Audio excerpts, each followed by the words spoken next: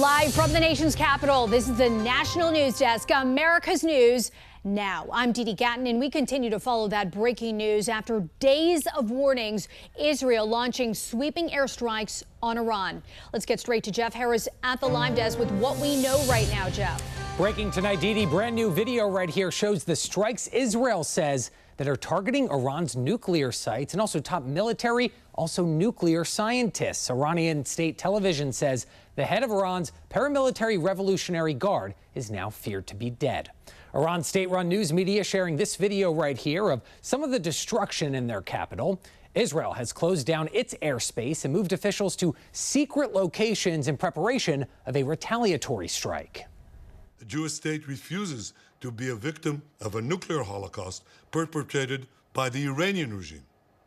Now, as Prime Minister, I've made it clear time and again, Israel will never allow those who call for our annihilation to develop the means to achieve that goal. Taking a live look at the White House tonight, where President Trump is convening a cabinet-level meeting at this time. Secretary of State Marco Rubio with this statement right here, saying the U.S. was not involved in the strikes and their priority is protecting American forces in that region. Take a look at this map of known U.S. military bases across the Middle East. U.S. officials are preparing for possible retaliatory attacks by Iran, targeting some of these bases right here, which could result in a mass casualty event. The U.S. is warning Iran not to. Breaking news right now, a major military escalation in the Middle East as we give you a live look over Jerusalem this morning. Iran fired dozens of drone strikes that Israeli forces did intercept overnight. This, of course, in response to Israel's wave of airstrikes to destroy Tehran's nuclear program. Retired Army Lieutenant Colonel Robert McGinnis joining us this morning for some more insight on this. Good morning to you, sir. We knew this was coming. The administration ordered Americans out of the Middle East. So what's next? What are you specifically watching for in the next 24 hours? Well, so obviously we're concerned about radiological release from the strikes that the Israelis made, but also the retaliation. We expect that Iran will clearly launch more drones and missiles. And of course, Hezbollah, Hamas, which probably can't do much, but the Houthis might be able to do a little more. IRGC obviously has lost its senior leadership based upon media reports. And so there's a lot of unknowns at this point, Jan. What I'm most concerned about, however, is strikes against U.S. personnel. Of course, we started to remove those personnel through evacuation a couple of days ago, but the Iranians have threatened to attack us. And we have 40,000 troops in the region, plus dependents, and they're all around Iran. So that could be a major issue going forward. You talked about the IRGC, the Iran Revolutionary Guard. We know now that there are reports that the head of the IRGC was killed, as well as the chief of the country's military. What does that mean for Iran's defense forces? Who is leading those forces now? Well, just like every military, someone is the second in command will step forward. When we struck Soleimani under the Trump 1 administration in Baghdad, clearly there was an echo across that region and retaliation took place. But as far as IRGC's capabilities, they run all the armed forces. There's no doubt about that, and they'll continue to do so. But they will strike out, and they do have capabilities all over the region. Whether or not they're going to be able to touch us, I think is an issue that's unresolved. Keep in mind, a week ago, we redirected from what was going to Ukraine thousands of anti-drone capabilities into the Middle East, and in anticipation of what we've just seen. Lieutenant Colonel, Prime Minister Benjamin Netanyahu said the attacks will continue for as many days as it takes, because he said, quote, "We cannot leave these threats for the next generation." He said, "When the enemy develops the capabilities to destroy you, stop him." As we know, there's been plenty of reports that reveal Iran had enough uranium, they'd enriched enough uranium to build nuclear bombs within days. So talk about the seriousness of this, especially in the hands of the world's largest state sponsor of terrorism.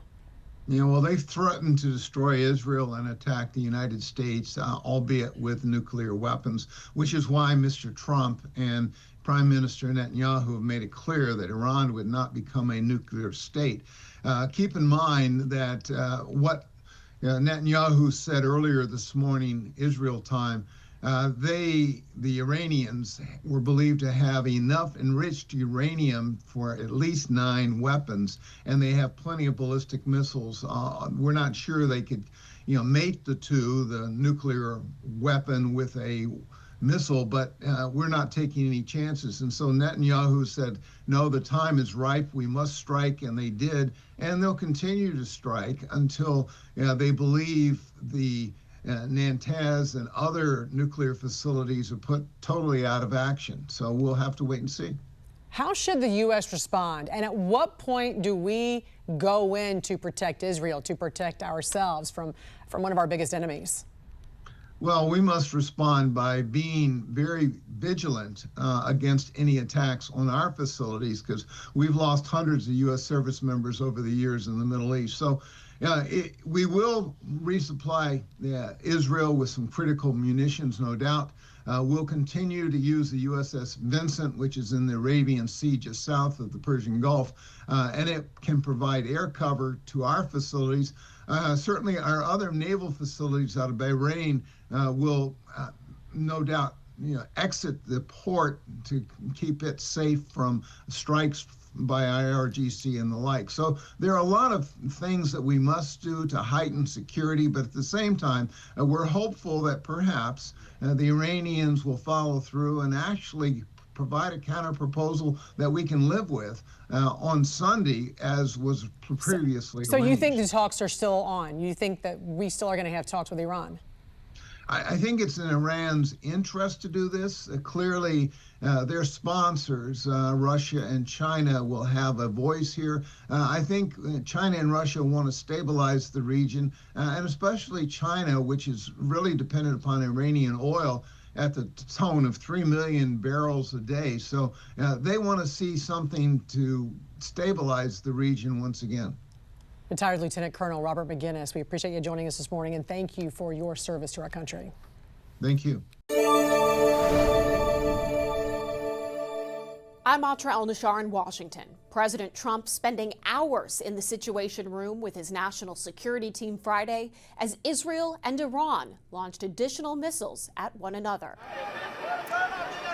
Soon after news broke Thursday night of Israel's strikes on Iran, the Trump administration issued its first comment stressing, "We are not involved." A close ally to Israel and in the middle of nuclear talks with Iran, the U.S. was already in a position to be pulled into what comes next. Iran suspending talks with the U.S. indefinitely, claiming the attacks were carried out with the cooperation, coordination, or at least they say a green light from the United States, saying the U.S. must be held accountable. President Trump telling Reuters, "We knew everything and I tried to save Iran humiliation and death.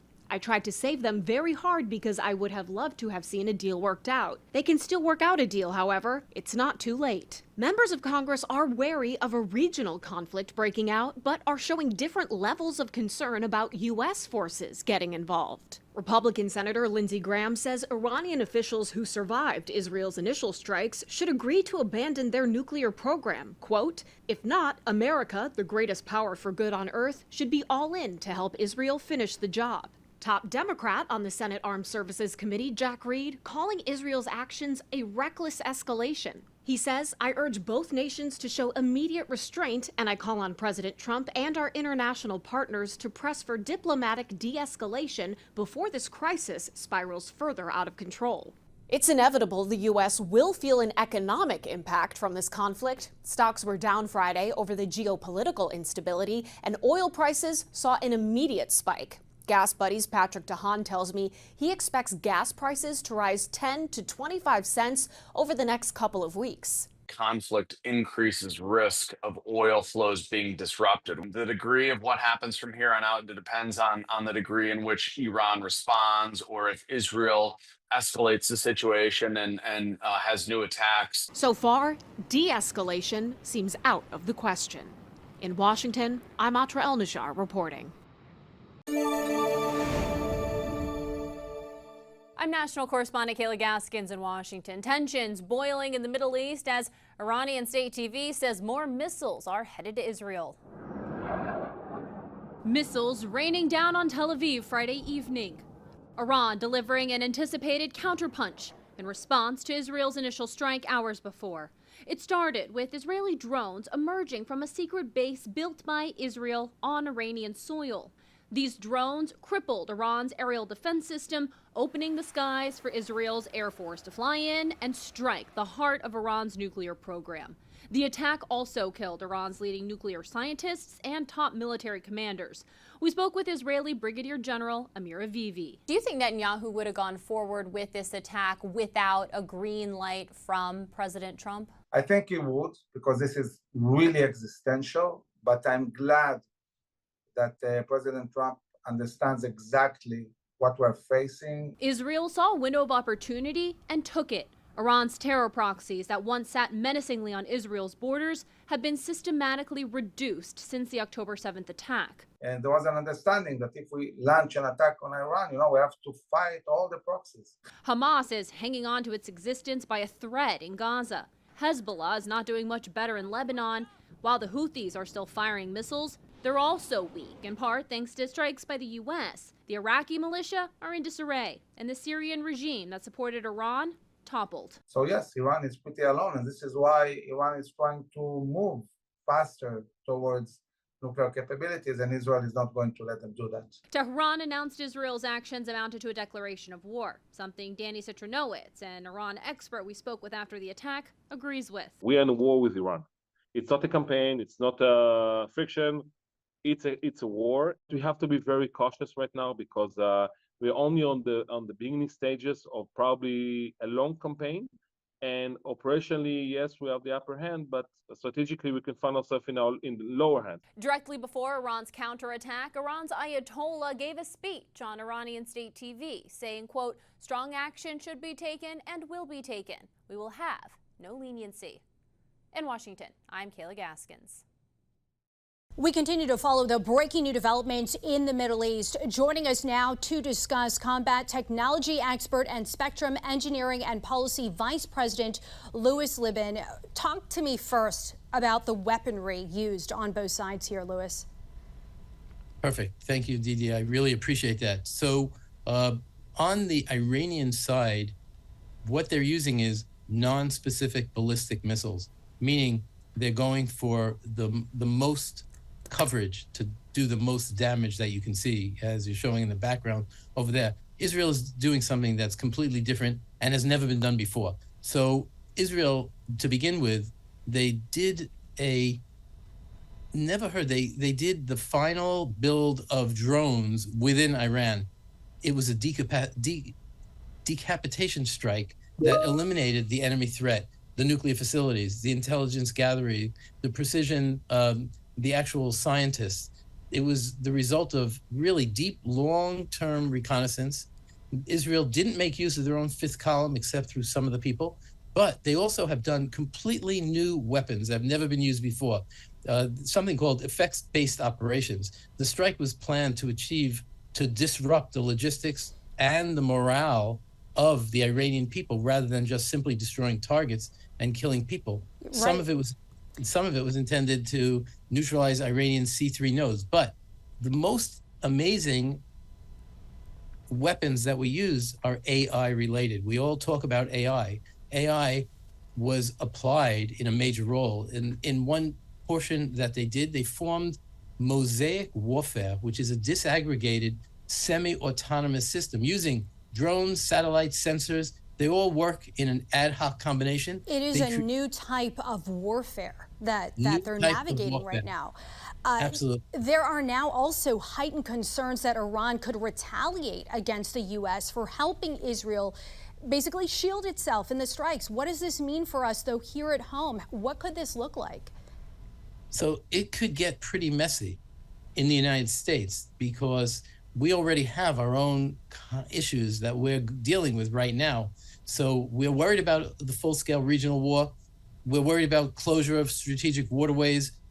Within the U.S., escalation of terrorism, cyber attacks, collapse of fragile states, not in the U.S., but the ones nearby in the Middle East, Lebanon, Iraq, Syria arena, diplomatic shifts and alignments. We don't want the U.S. to make enemies of everyone.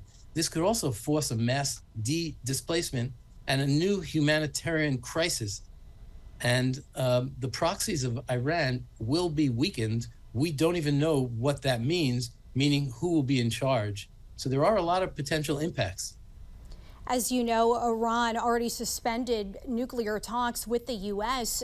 If the Iranians don't sign an agreement with the U.S., could that prompt the U.S. to finish what Israel started? Well, the world has a big challenge right now. Iran cannot get nuclear weapons for the sole reason they will use them.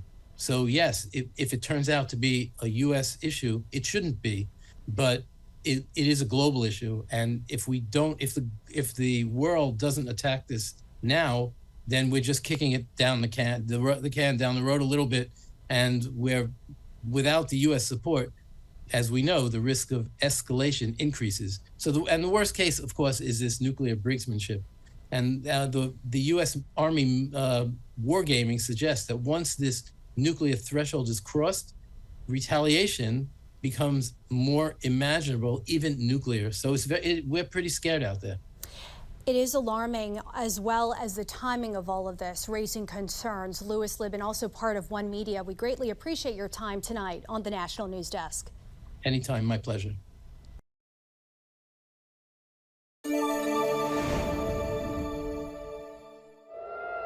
The fight between Israel and Iran lighting up the Middle East. The world waiting to see if the U.S. will remain on the sidelines. On Sunday, President Trump telling ABC News it's possible we could get involved, but we are not involved at this moment. Israel continues systematically taking out Iran's top nuclear scientists and officials. I can inform you, Brett, that moments ago, we also got the chief intelligence officer and his deputy in Tehran. But U.S. officials saying President Trump made it clear to Israel he's against an assassination of Iran's Ayatollah. Israel's President Benjamin Netanyahu dancing around the question Sunday. Is that true? Actually, there's so many false reports of conversations that never happened, and I'm not going to get into that. Trump aiming to prevent the war from escalating further in hopes diplomatic talks can resume. I think it's time for a deal, and we'll see what happens, but sometimes they have to fight it out, but we're going to see what happens. I think there's a good chance there'll be a deal.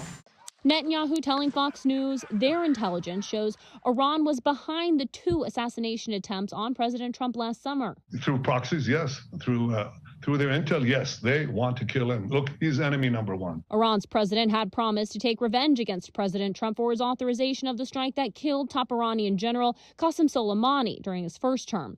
In 2022, Iran released an animated video of a targeted attack on Trump. Meanwhile, for Israel to achieve its ultimate goal of destroying Iran's nuclear facilities, it will either need incredible ingenuity or, many believe, help from the United States. The main nuclear site, Fordow, is nestled deep inside a mountain. Israel doesn't have a bomb powerful enough to reach the site, but Israel's ambassador to the U.S., Michael Leiter, says they have other ways. Not everything is a matter of, taking to the skies and bombing from afar. But you're certain you can wipe out Fordow? We're certain that we can set back the nuclear weapons system development within Iran for a very, very long time. The United States does have bombs called bunker busters, powerful enough to destroy the site and the planes to drop them, all currently sitting within flying distance of Iran. All it would take is a green light from President Trump. I'm Kayla Gaskins reporting.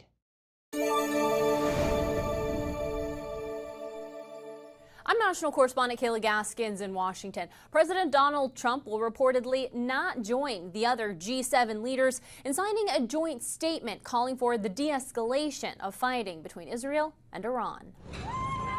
The fighting between Israel and Iran intensifying Monday.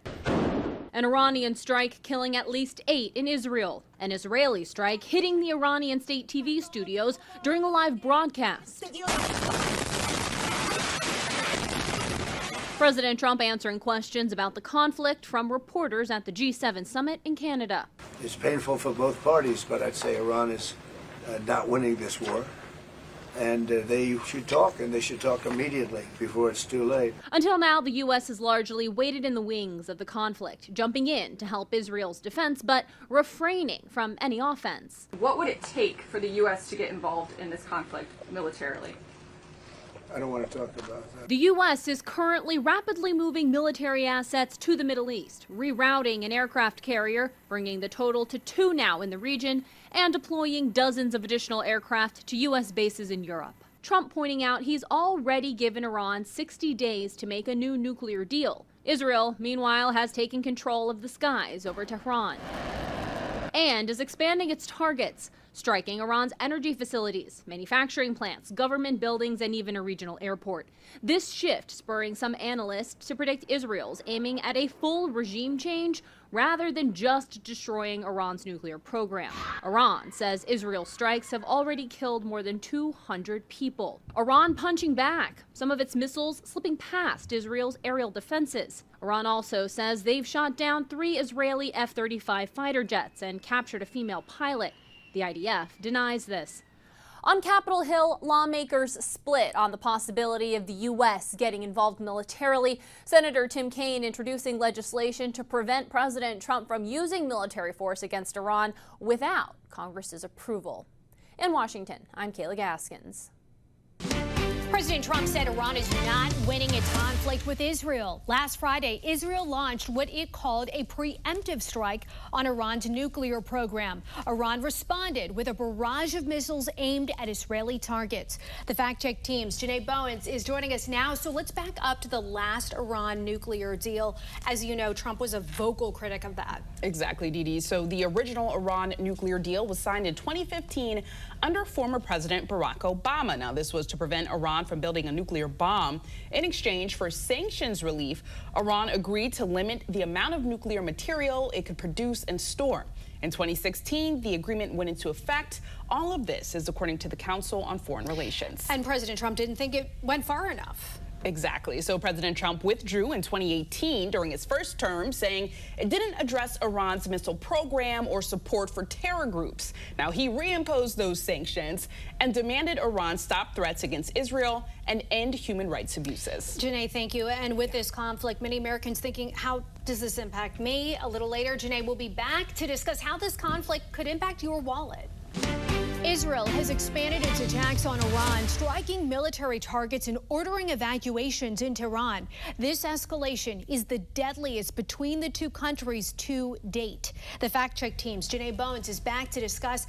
Let's start with the history, Janae, of the conflict between Iran, Israel, and the U.S. Yeah, Dee Dee. So this conflict goes back to 1979, when Iran's Islamic Revolution overthrew the U.S.-backed Shah and established a religious regime. Now, since then, Iran has called for Israel's destruction. Israel responded with airstrikes on Iranian proxies in Syria, Lebanon, and Gaza, seeing Iran as its biggest threat.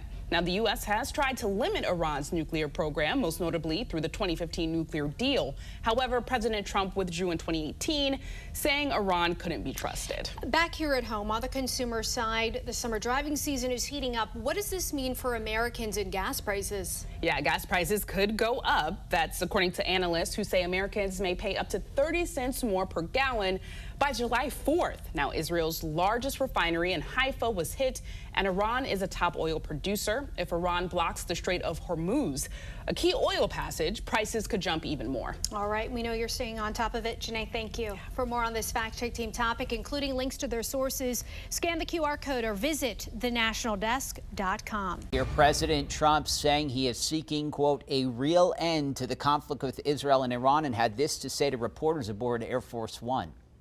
An end, a real end, not a ceasefire, an end. So something that will be permanent. Yeah, or giving up entirely.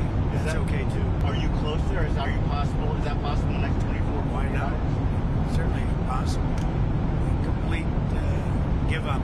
That's possible, yeah. He also reiterated on his stance with to keep nuclear weapons from Iran while speaking to reporters. Doing pretty well. Right now, we're doing pretty well. Remember, Iran cannot have a nuclear weapon. It's very simple. We don't have to go too deep into it. They just can't have a nuclear weapon. Now, he was on his way back to Joint Base Andrews after leaving the G7 summit in Canada early. As the president says, he expects these next 2 days will reveal more about whether Israel plans to slow down or accelerate its attacks on Iran. And we're keeping watch of the breaking news out of Tel Aviv this morning as tensions are rising between the two Middle Eastern adversaries, Iran and Israel, as we enter day 5 of this ongoing tit-for-tat airstrikes and missiles being sent into Israel by Iran. Israel defense officials are saying 30 Iranian drones were intercepted. A new video overnight is also showing parts of an Iranian missile that fell into Israel just north of Tel Aviv, as the Israeli military warned about 330 people in a Tehran neighborhood to evacuate. About 9.5 million people live in the capital city of Iran there. And this morning, we're learning more about Americans stuck in Israel right now. Our national correspondent, Kayla Gaskins, brings us the latest live. Well, good morning. So many Americans in Israel right now are left scrambling to figure out how exactly they're going to get out of the country and back home.